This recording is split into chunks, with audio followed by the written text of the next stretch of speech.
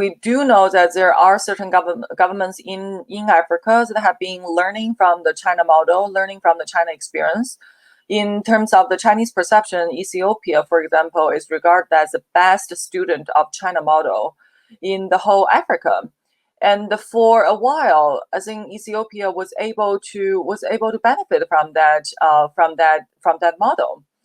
But in the long run, if we look at Ethiopia's development experience, for example, in the past 2 years, I'm afraid that the China model does not answer all the questions, because if you look at the China model, what it guarantees, or what it basically has done, is to eliminate domestic dissenting voice, to use coercive force of the government to make sure that the ethnic minorities are all falling in line.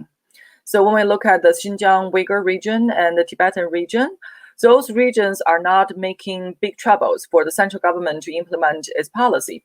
But this type of homogeneity and this type of unity, or using a different term, this type of central government control, is not commonly found in other countries.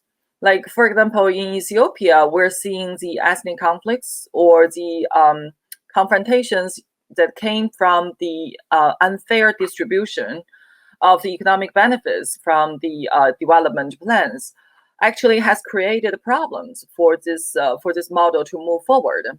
So I think, although in theory the Chinese would like to argue that as long as you have a strong state and the state makes good decisions, then you will see economic development.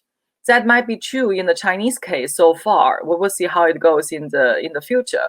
But to assume that other developing countries are also going to satisfy these two conditions: one, have a strong state that can control everything; two, and also have a strong state that can actually make good policy to be implemented. I think those are conditions that are not commonly found in these other countries.